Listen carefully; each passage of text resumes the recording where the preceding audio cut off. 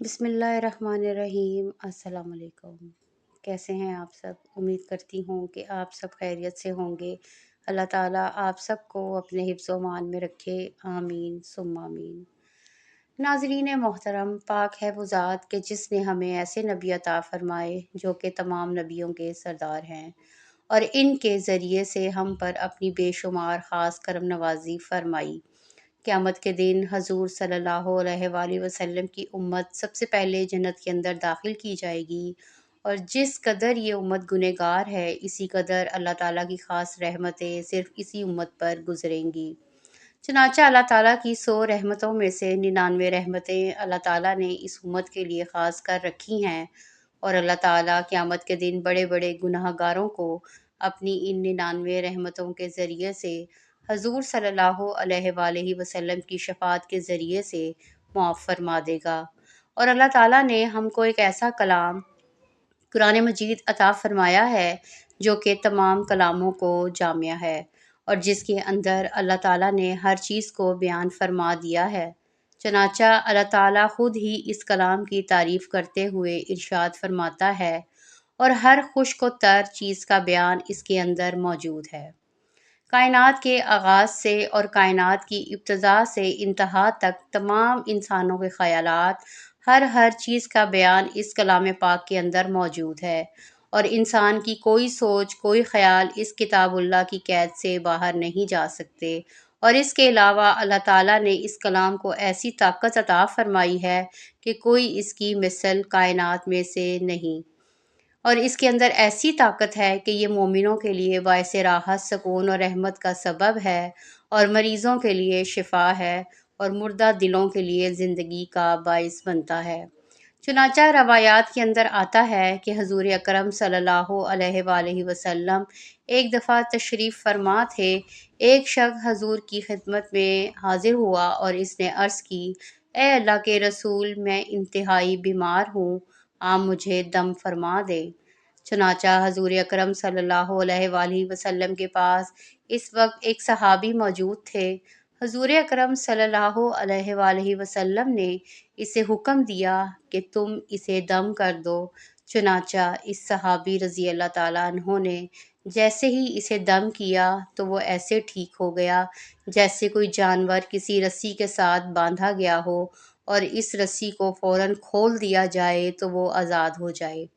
اس پر حضور اکرم صلی اللہ علیہ وآلہ وسلم نے تعلیم امت کے لیے اس صحابی رضی اللہ تعالیٰ عنہ سے پوچھا کہ آخر تم نے کیا پڑھ کر اس کو دم کیا جو ایک لمحے کے اندر یہ بالکل ٹھیک ہو گیا؟ تو اس صحابی رضی اللہ تعالیٰ عنہ نے حضور صلی اللہ علیہ وآلہ وسلم کی بارگاہ کے اندر عرض کی کہ اے اللہ کے رسول صلی اللہ علیہ وآلہ وسلم، میں نے قرآن مجید کی یہ آیت مبارکہ تلاوت کی، اور اس کو پڑھ کر میں نے اس کو پھونک ماری،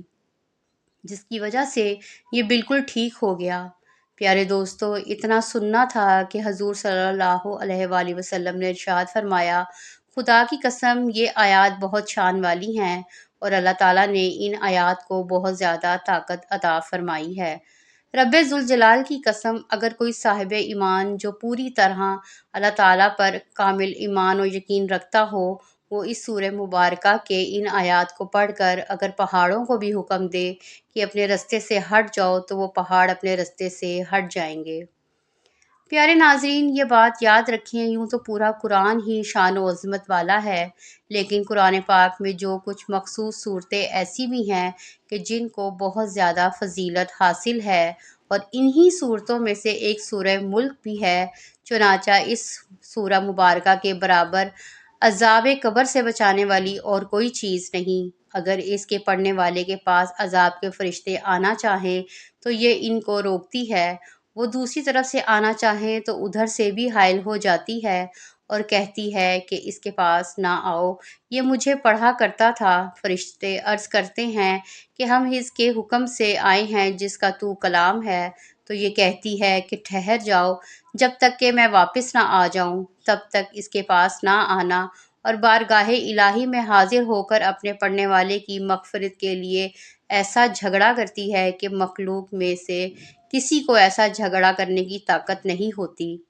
انتہا یہ کہ اگر مغفرت کے اندر تاخیر ہو جائے تو اللہ تعالیٰ کی بارگاہ کے اندر عرض کرتی ہے کہ وہ مجھے پڑھا کرتا تھا، لہٰذا تو اسے بخش دے۔ اگر تو اسے نہیں بخشے گا تو پھر مجھے اپنے کلام پاک یعنی کہ قرآن مجید سے نکال دے، جس پر اللہ تعالیٰ اس کو بخش دیتا ہے تو یہ فوراً جنت میں جاتی ہے اور وہاں سے ریشمی کپڑے، تکیے، پھول اور خوشبوئیں لے کر قبر میں آتی ہے اور کہتی ہے کہ مجھے آنے میں دیر ہوئی، تو گھبرایا تو نہیں تھا؟ پھر بچھونے بچھاتی ہے اور تکیے لگاتی ہے اور فرشتے باحکم رب العالمین واپس ہو جاتے ہیں۔ اور حضرت سیدنا ابو ہریرہ رضی اللہ تعالیٰ عنہ سے روایت ہے کہ حضور صلی اللہ علیہ وآلہ وسلم نے ارشاد فرمایا، بے شک قرآن کریم میں 30 آیتوں پر مشتمل ایک سورت ہے جو اپنے قاری یعنی پڑھنے والے کے لیے شفاعت کرتی ہے، یہاں تک کہ اس کی مغفرت کر دی جاتی ہے، اور یہ سورت ملک ہے۔ اور حضرت سیدنا انس رضی اللہ تعالیٰ عنہ سے روایت ہے کہ رسول اکرم صلی اللہ علیہ وآلہ وسلم نے ارشاد فرمایا، قرآن کریم میں ایک سورت ہے جو اپنے قاری کے بارے میں جھگڑا کرے گی یہاں تک کہ اسے جنت کے اندر داخل کرا دے گی، اور یہی سورہ ملک ہے۔ اور حضرت سیدنا عبداللہ بن مسعود رضی اللہ تعالیٰ عنہ فرماتے ہیں کہ بندہ جب قبر میں جائے گا تو عذاب اس کے قدموں کی جانب سے آئے گا، اس کے قدم کہیں گے کہ تیرے لیے میری طرف کوئی راستہ نہیں، کیونکہ یہ رات میں سورہ ملک پڑھا کرتا تھا۔ پھر عذاب اس کے سینے یا پیر کی طرف سے آئے گا تو وہ کہے گا تمہارے لیے میری جانب کوئی راستہ نہیں، کیونکہ یہ رات میں سورہ ملک پڑھا کرتا تھا۔ تو یہ سورت روکنے والی ہے اور عذاب قبر سے بچاتی ہے۔ اس کا نام سورہ ملک ہے۔ جو اسے رات کو پڑھتا ہے بہت زیادہ اچھا عمل کرتا ہے۔ حضرت سیدنا ابن عباس رضی اللہ تعالیٰ عنہ فرماتے ہیں کہ ایک صحابی رضی اللہ تعالیٰ عنہ نے ایک قبر پر اپنا خیمہ لگایا، مگر انہیں علم نہ تھا کہ یہاں پر قبر ہے، لیکن بعد میں پتہ چلا کہ وہاں کسی شخص کی قبر ہے جو سورہ ملک پڑھ رہا ہے اور اس نے پوری سورہ ختم کی۔